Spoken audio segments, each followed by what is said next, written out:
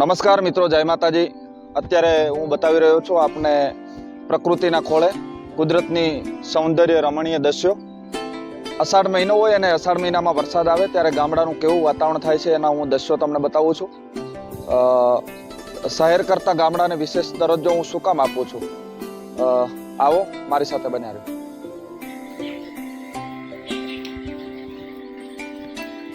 આ છે ગામડાની પ્રકૃતિના દ્રશ્યો। અષાઢ મહિનામાં વરસાદ આવે ત્યારે પ્રકૃતિ છે એ 16 કળાએ ખીલી ઉઠે છે। વૃક્ષો લીલાછમ થઈ જાય, હરિયાળી આખે પ્રસરી જાય। વૃક્ષો પણ એવા ખરેખર હરિયાળા લીલા થઈ જાય, ગામડાની શોભા વધારી દે એવા ખરેખર રમણીય અતિ રમણીય દ્રશ્ય સર્જાતા હોય છે। અષાઢ મહિનામાં મોરલાઓ પણ પોતાના ગળાના 3 કટકા કરી અને ટહુકા કરતા હોય છે અને પ્રકૃતિમાં સૂર પુરાવતા હોય છે। આ છે અમારા ગામડાના દ્રશ્યો કે જ્યાં નીલું ઘાસ સરસ મજાનું, જે પશુઓ માટે વરસાદ ઝરમર વરસાદ ચાલુ છે। મિત્રો, આ ગામડું કંઈક અલગ છે। અહીં જો શહેરની અંદર બધા શાકભાજી છે વેચાતા લાવતા હોય છે, પણ ગામડાની અંદર આ જુઓ ભીંડા, આ શાકભાજી જુઓ, ગામડું છે સાહેબ। આવો આનંદ ક્યાંય મળે જ નહીં।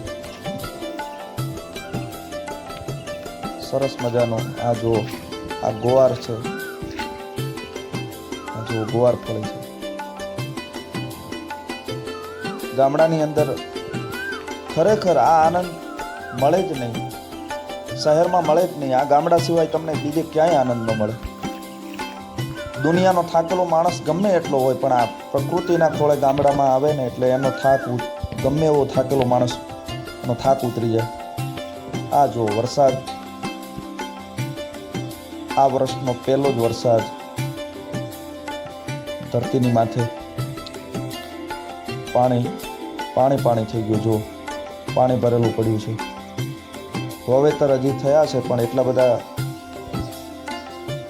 આ જો પ્રકૃતિ છે એ 16 કળાએ ખરેખર ખીલી ઉઠી છે। ભગવાનનો આપણે આભાર માનવો જોઈએ કે કેવું સરસ, જે રૂપિયા દેતા ન મળે એવું આપણને ખરેખર પ્રકૃતિના ખોળે આપણને જન્મ પરમાત્માએ આપ્યો છે। ખરેખર ગામડામાં જે સુખ છે એવું તમને ક્યાંય સુખ જોવા ન મળે। અને ગામડાનો માણસ છે એ પ્રકૃતિની સાથે વણાયેલો માણસ છે, પ્રકૃતિ સાથે જીવવાવાળો માણસ છે, એને શહેરમાં ફાવે જ નહીં। આ જુઓ કેટલો બધો પક્ષી પણ પ્રત્યેનો પ્રેમ, ખરેખર ગામડાનો માણસ જે પક્ષી છે સરસ રીતે રહી શકે એના માટે માટીનો માળો સરસ।